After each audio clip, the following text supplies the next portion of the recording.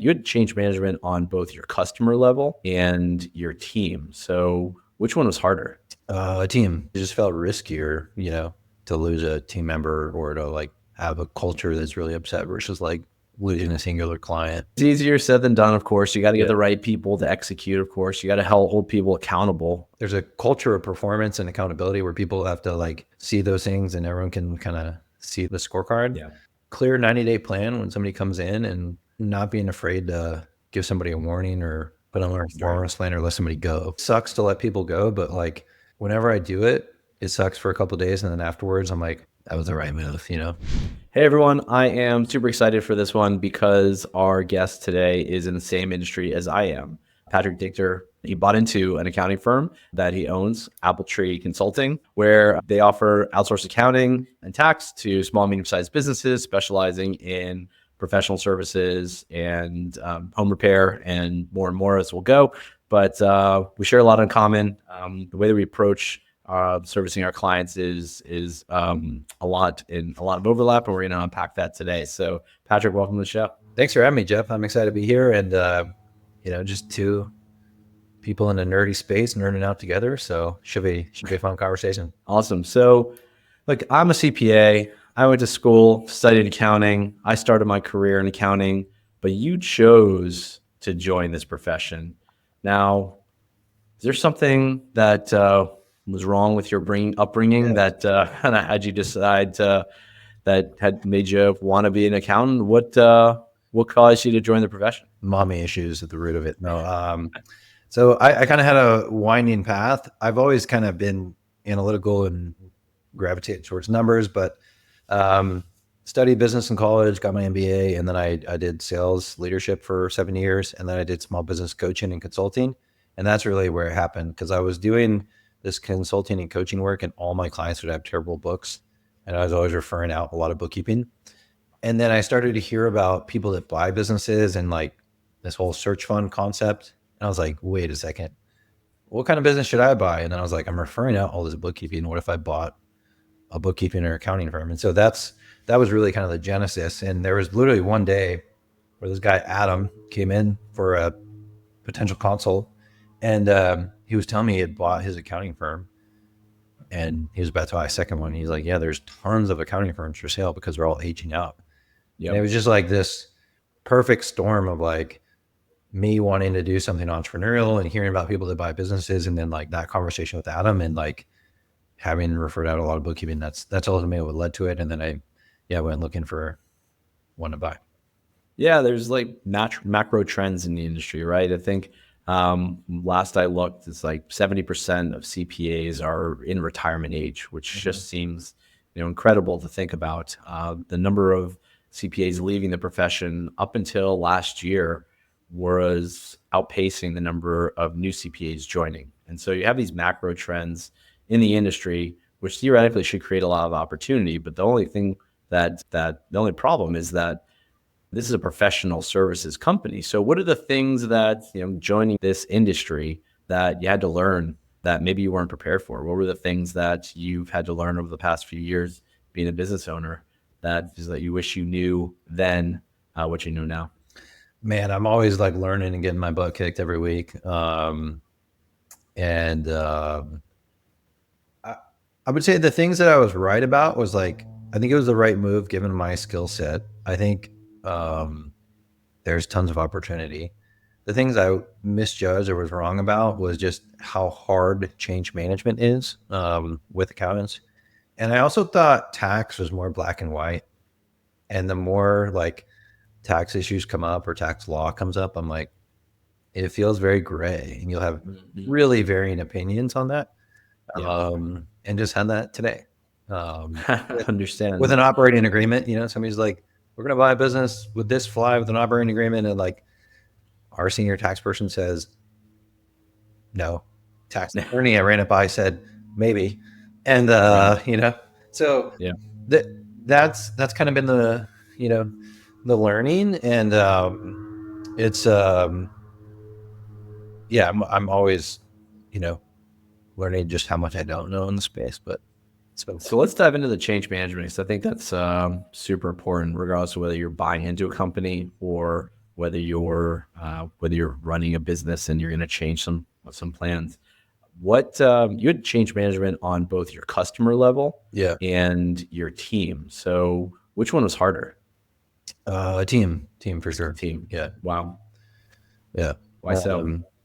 Well, it's more of their world, right? Like our customers interact with us 1 or 2 hours a month, right? And for my team, it's like their job, right? And it also just felt riskier, to lose a team member or to like have a culture that's really upset versus like losing a singular client, Yeah. Yeah. So how did you manage it with the customers?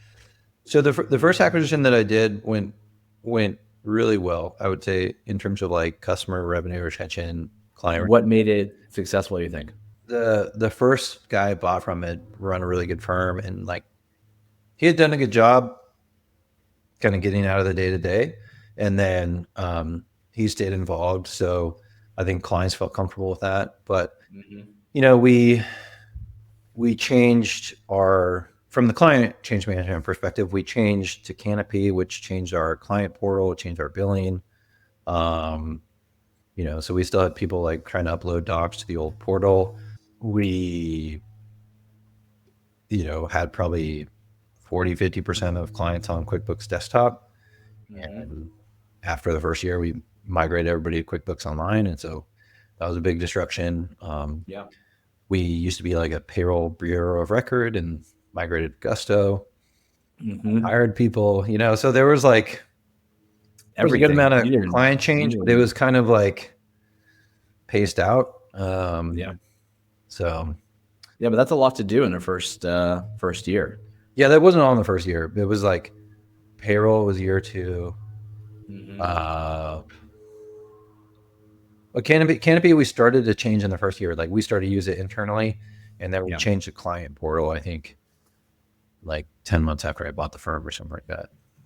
So it seems like the things that went well were the things that set you up for success for the change management was clear processes that were not owned by a single point of failure, right? Yeah. The owner that you took over from had a team that was working. So they were able to continue what they were doing and spaced out the amount of change over a period that was more comfortable than trying to do everything at once. Yeah. You had subsequent acquisitions. What worked or didn't work with those? The second one was a small one. It was a similar firm that went pretty well, kind of an easy tuck in, but there were still some like legacy clients that, rather than give us like online banking access, they insisted on like mailing bank statements and stuff. And like after a year, we're just like, okay, do it our way or you're gone, Right. And then the third acquisition, that one really did not go well. I think at the end of the day, a lot of that was my fault. But why is that? It's very accountable of you to take that. There were a few big contributing factors. But one, the 4 biggest clients were all friends, and we were like 4 months in this transition, and it was like going pretty well. And then they'd misunderstood the way we messaged this transition. They thought the previous owner was going to stay on Walmart. And so they lost trust. And so that was my fault on the way it was messaged. And then, we'd lost some of the other clients too, but I think it was a matter of like client service felt different, or they just weren't happy with us, So I should have done a better job making sure clients were happy. How can you do that? We're growing a lot and hiring as is. And so I bought this firm, and then I assigned some of the clients to our newest people because they had the most available capacity before I really knew if they were going to be great. Right. Yeah, I think that's the super mistake common. was like I should have given them to like our best people that maybe didn't have quite as much capacity. Right. Yeah. And the other thing that was kind of outside of our control was this niche of clients. They used to all do really well with like Facebook ads to promote their business, and then that algorithm changed, and then a lot of them were struggling right after I bought the firm. So that was just their businesses. Thing that hurt a lot. Yeah. Hey everyone. I want to take a moment to talk about how we at ProSeer are simplifying accounting and finance for entrepreneurs. Through our outsourced accounting, fractional CFO services, proactive tax planning, and accounting software implementations, we cut out unnecessary complexity for business owners and entrepreneurs. Our approach provides real-time insights, practical tax strategies, and a clear roadmap to help our clients grow their businesses. If you'd like to learn more, feel free to book a free consultation with me by visiting proseer.co. That's PROSEER.co. Now, back to the show. Yeah, that didn't help you. Macro trends. They're all businesses are revenues are down. They're looking for areas to cut costs, and accounting is for a lot of people seen as a cost center. And they don't see the value add specifically, I'm sure, in that industry. Yeah. Understood. So now what are the things that you survived a few years post acquisitions, had the dust is settled. How do you go from taking this approach of being that consultant and helping clients to applying that mindset to your business? What are the things that you're looking at to scale your business on a regular basis? You support professional services, so your team is advising them regularly, but do you take your own medicine? What are the things you're looking at on a regular basis to determine if you're good or not? Great question. We've been growing, and our bread and butter is we do a monthly subscription style billing. So on average, a client pays like $900 or $1,000 a month to cover bookkeeping, business taxes, personal taxes. That's kind of our average new client fee. So each month we're typically picking up like 5 to 8 of those per month new clients. So trying to double down on the organic growth. And then we added financial due diligence and quality of earnings services like 18 months or so ago, maybe 2 years ago. And so that's been a new revenue stream for us. And then it also allows us to like work with a client earlier in the life cycle. And then if they buy that business, then we often get the post-close accounting. And then actually when I first bought AppleTree, I was doing more billable consulting work.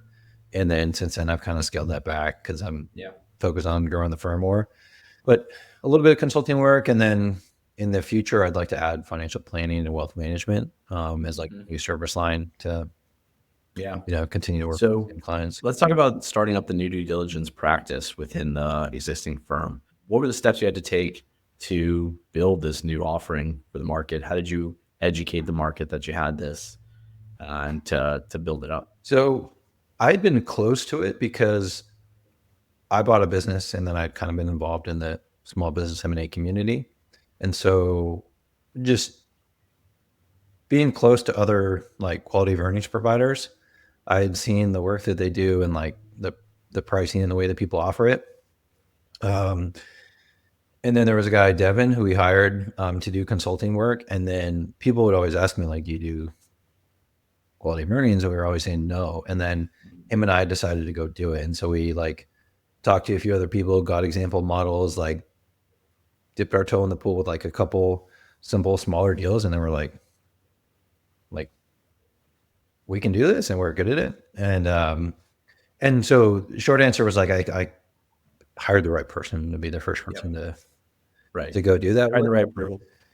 And then, we've like grown it over time and, hired a couple other like contractors to help us as well. Yeah, that's awesome. Yeah. And it sounds like you're building for scale compared to the businesses that the traditional professional services that are founder led until they're dead. And, the founder is the product and they never get out of it. They eat what they kill. Every dollar that goes through the system flows through them.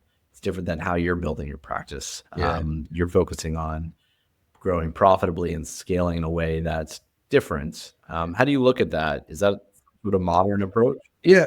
I don't know how you feel like, but I saw this in the consulting work that I did. And I've also seen with other accounting firms, there's kind of sweet spots where like, so for example, in accounting, you could be solo and like make good money, but you wear all the hats. And then I think the next sweet spot is like a team of 5. Yep. You make good money, you have a small team, you know everybody. And then maybe it's like 15 to 20. Right. And then it's probably like, I don't know, 35, 40 head count. And so if you look at the revenue, like, but if you get stuck in between those, it sucks, right? So like the owner that had 5 employees and used to make a bunch of money. Suddenly, if he has 9 employees and it's not managed well, Right. he's like, man, this sucks. Like I have more headache and I'm making less money. So anyways, where I see this for accounting firms is like the target I've had from day one is to try to get to 5 million in revenue within 5 years, because I thought that would be good enough size that I could have like a leadership team in place and have enough cash flow fall to the bottom line if I want to, I don't know, if my wife stops working or if I want to go buy other businesses. So that's what I've been in pursuit of, is kind of the revenue target and the org chart of a $5 million accounting firm. And honestly, there's times where I'm like, man, I don't know if I'm the guy that could go past that. Like I just, like, I don't know if I want to. I don't know if like I'm game for that. Right. Like there's a lot of days where I'm like, man, I'm tired of pushing the boulder up the hill, because we went from 1.2 when I bought it to like this year we'll do 4.5. And, there's like, we have great team members, but there's definitely times where I'm like, I feel like I'm the only guy driving growth, No, 100% understand that. And I think that's indicative of, or that's pervasive regardless of what business you're in. I think you got to have a team that is entrepreneurial and is looking for opportunities to grow the business consistently. They're going to own it, what the good and the bad, and they're always looking forward. And so I agree with you. It's a stair step between, you can say number of people, revenues, but you really have to be intentional about growing and align the team and make sure you have the right people to help support that, to support and execute on that vision. And so I think growing organically is hard. I think it sounds like that's exactly what you're doing. You got to make sure you have the right people that are going to execute on that for you. Yeah. And especially in our industry, the growth is so painful and expensive. Like it's a big stair step, right? Yeah. Like, okay, if we stopped growing right now aggressively, I could have another 15, 20% profit fall to the bottom line. Yep. But because we're trying to grow and push the growth, like if I go hire a new tax pro, like is it at least $100,000 in like comp and benefits and everything else. And then each new client, I'm sure you feel this, is like 5 or 6 times the work the first year. Like as you clean up the books and get them acclimated and like get the process down. And then the first year tax return is way more work. And like, and then the new tax person as well, they're not as fast and efficient. So like, right. It's a double whammy. Everything is a slog that first year with a new client. And so, growth is expensive. Of course. Yeah. And, in our industry, as you mentioned, you got to bring someone on. Ideally, you got to bring someone on 3 to 6 months before they're needed at full capacity. You got to train them on your processes. You got to help them understand the client base. You have to understand the relationships that you have, and you don't want to mess those up. And so that's one side of it.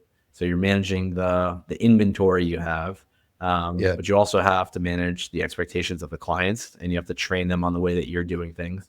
Because if you're adding true value, the experience from a client perspective is going to be different than they had previously. And especially if you're trying to scale, you're not going to be there. They're not going to be calling you if you bring them into the firm. If there's a question, you got to make sure it's messaged right. So there's change management throughout, regardless of what stage of the business you're operating in, right? Yeah. Have you heard of that book, Unreasonable Hospitality, or read it? No, I haven't. Okay, so it's a great book, but there's a guy who had like one of the top rated restaurants in New York, and they had like a really high end fine dining restaurant, and then one of the guys broke off and developed Shake Shack. Anyways, but it's an amazing book. It's really inspiring. But I remember, right?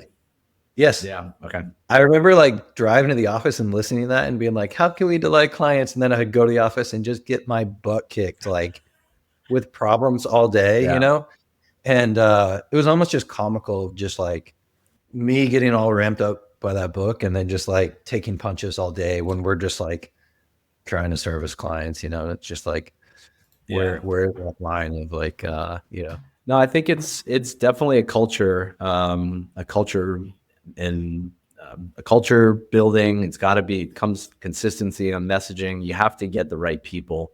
And, you have to understand that the people you have today may not be the people you needed yesterday or the people you might need tomorrow. And so making sure you have the right people to help you execute on your goals and training people the right way. It's just a constant, it's a constant investment. So I definitely understand that. And I think that's true for any business. I think constantly evaluating the people on their team, using people for their highest and best use is just super important. You want to make sure that the people that you have in different roles are aligned with the vision. They understand what they have to do, and they're excited about the opportunity. And if not, then they might be great people, and you should try to find a space that for them in the business. But if they're not willing to make the changes for the business as it's growing, then you have to might have to make some difficult decisions. So as goals change, it's important to manage those expectations. Yeah. So change management throughout, right? It's just a constant change management. So, totally. So what's next for the business? You're pretty close to that $5 million goal. You're not sure if you want to continue to scale or pull back.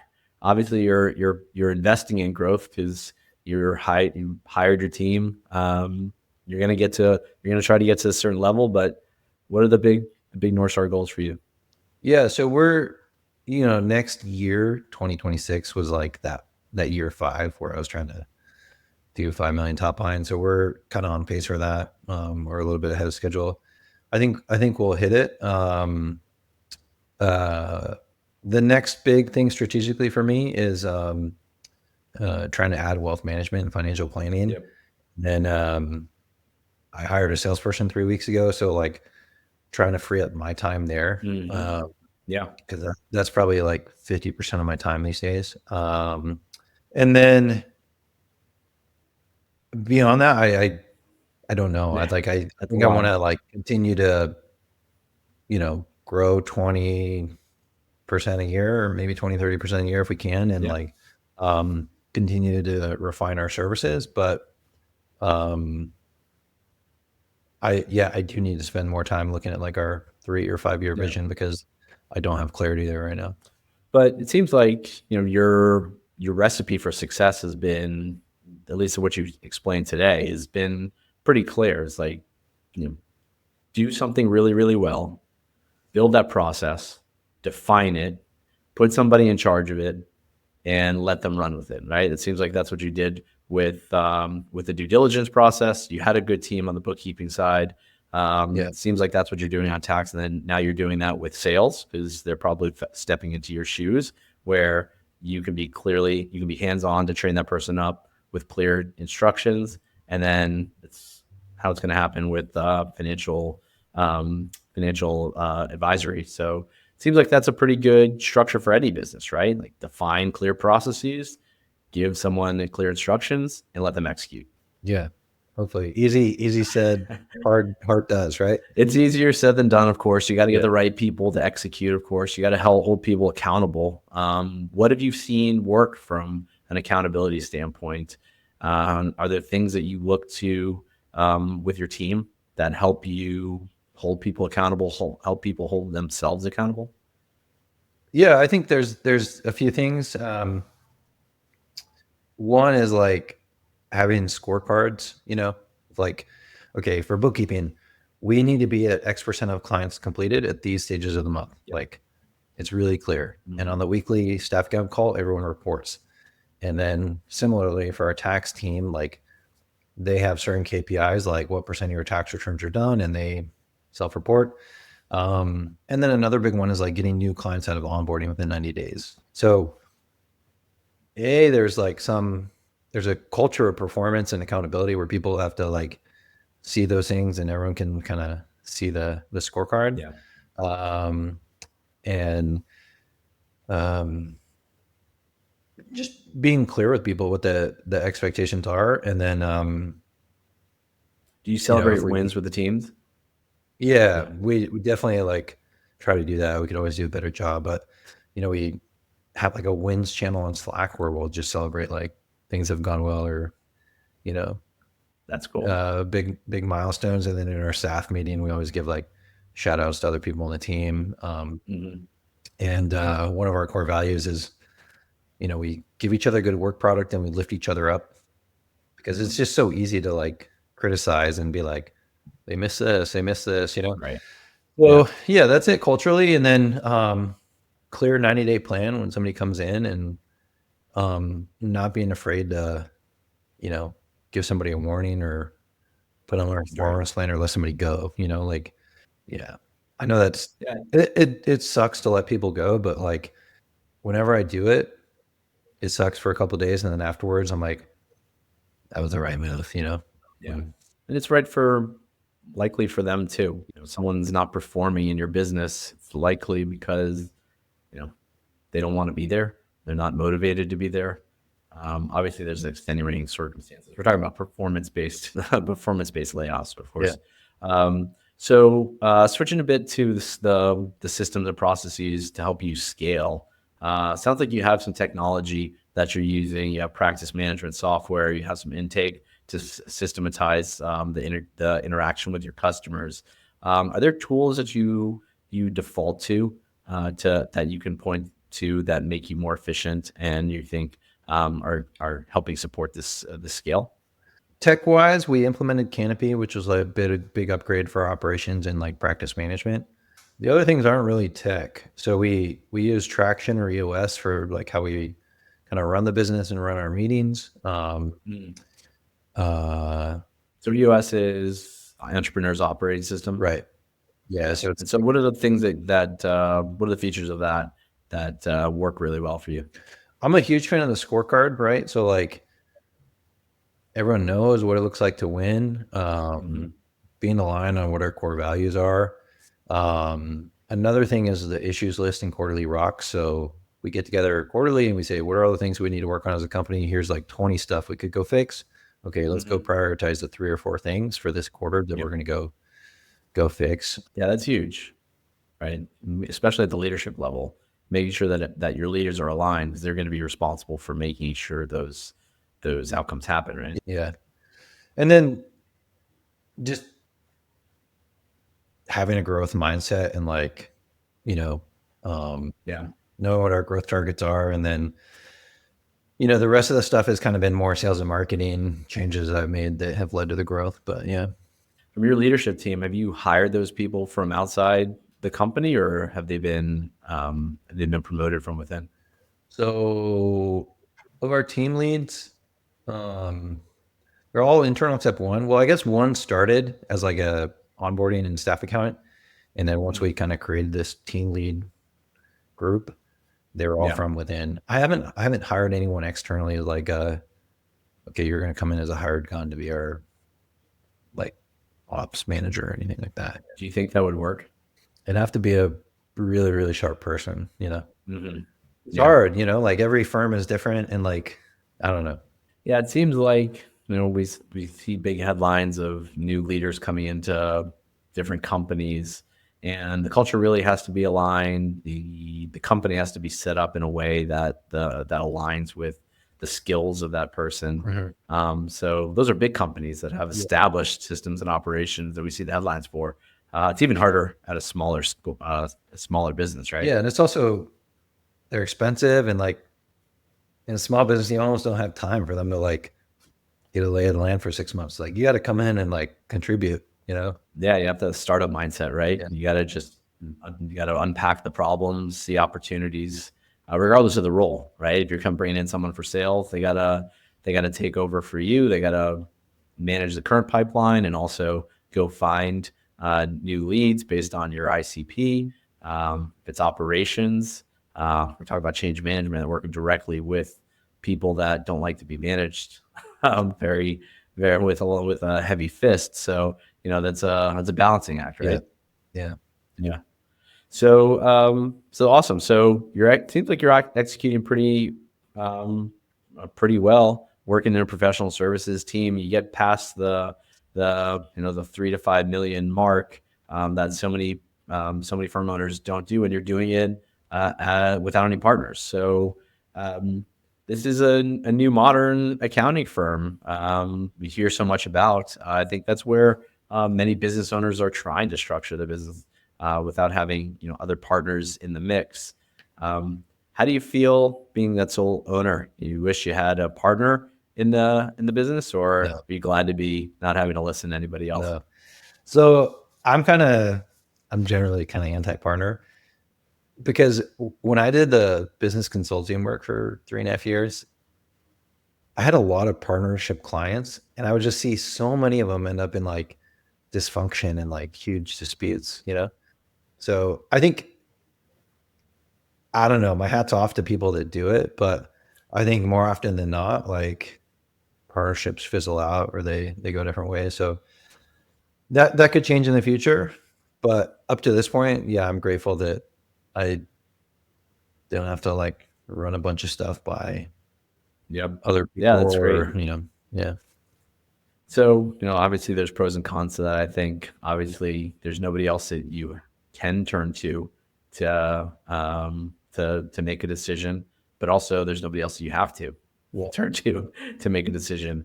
What are your thoughts on decision making in general as a small business owner? Are you someone that takes a long time to make decisions, or are you under the the decision velocity mindset that it makes more sense to make quick decisions and continuously than slow? I would say if it's one that affects a lot of people, I definitely like have had to slow down and learn to get buy-in. But if it's small stuff, I'm just like, let's make a decision. Let's go, Yep. Couple recent examples. We tried Keeper this year. Okay, so that was that's an operations software Yeah, it's that should help your team perform their tasks for bookkeeping. more Yeah, efficiently. it's primarily we wanted to use it for like a quality control improvement with bookkeeping. And I've been hearing great things about Keeper for years, and I'd been like, we should do this, and the buy-in just wasn't there. And then finally I was like, all right, let's all get a demo Keeper. I'd like us to test this. And I had like 3 or 4 people who were like, yeah, sounds good. And then like we had 3 or 4 people on our team use it for a few months, and they were just like, listen, if we're not going to totally implement this, like it's not worth the effort given the stuff that we already use Canopy and the other checklists that we have. I was like, all right, if you don't think so, we're going to kill it. Right. So that was an example of like where if it was up to me and based on what everyone else had said, I just would have been like, let's go. We're going to use Keeper. And they're just like, we don't think it's to fully implement. So killed it. Right. Or last week, our texting, like we use a texting software service, and it just was awful. It just stopped working. And so people couldn't get 2-factor authentication codes. And it was just like, yeah, we got to get off this ASAP. And so I had somebody else go look at a few providers, and they fell in love with Ring Central on the first call, and they wanted to sign. I was like, whoa, no. Like, I want you to check out these 2 others. And everyone is telling me that like Zoom phones is better. And so in that instance, I was like, I kind of let somebody else do some of the research, and then I advocated for Zoom phones. So I don't know if this kind of gives you some perspective, but like small decisions I make fast, and then if there's stuff that affects a lot of other people, I've learned that I have to get their buy-in. Right. Yeah, it goes back to the theme of the show, I think, or our conversation is change management is very important in all aspects of the business, whether it's a small thing or a big thing. But to your point, I think I reference this often is Jeff Bezos always talks about decision making as a 2-way door or a 1-way door.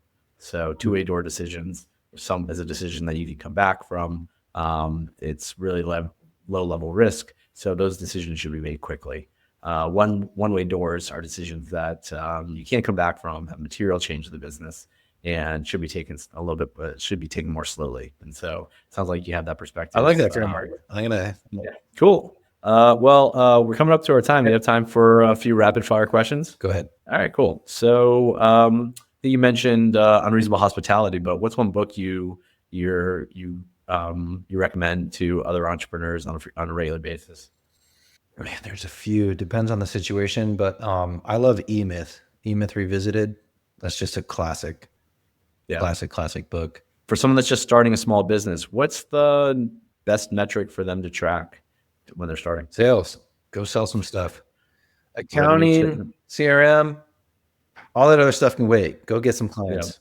Revenue heals all wounds, right? Yes. Yeah. What's the most common financial mistake you see small business owners make? Not paying attention to their gross margin. That's good.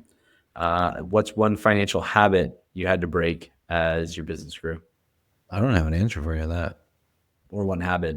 Sounds like getting out of the client work. A new habit, which I love, is we track like our new MRR growth per month. So like, sold versus lost and kind of the net gain. We didn't do that for the first few years, and man, I wish we had the data on that. But all right, and if you could instantly master one new skill to improve your business, what would it be? reading tax returns. You don't want to be reading tax returns. Come on, you have much more qualified professionals to do that. Yeah, it would be nice though, because I feel like it would take me 20 years to catch up with some of our team members, but to be able to scan and troubleshoot. Understood. Huge, yeah. 100%. Cool. Well, Patrick, where can people find you if they want to learn more about you or AppleTree? Yeah, happy to connect online. Patrick Dichter on Twitter. I spend too much time there, or LinkedIn, or you can find our website, appletreebusiness.com. Amazing. Thanks a lot, Patrick. Appreciate it this month. Thanks for tuning in to 5 to 50. If you found today's episode helpful, be sure to subscribe, leave a review, and share it with other business owners looking to grow. Do you have a question or a topic you'd like us to cover? Connect with us on LinkedIn or reach out to us at ProSeer, where we're empowering entrepreneurs with real-time, actionable insights and financial infrastructure through smarter accounting, tax, and financial strategies. Let's keep this conversation going. Together, we'll help our businesses thrive. Talk to you soon.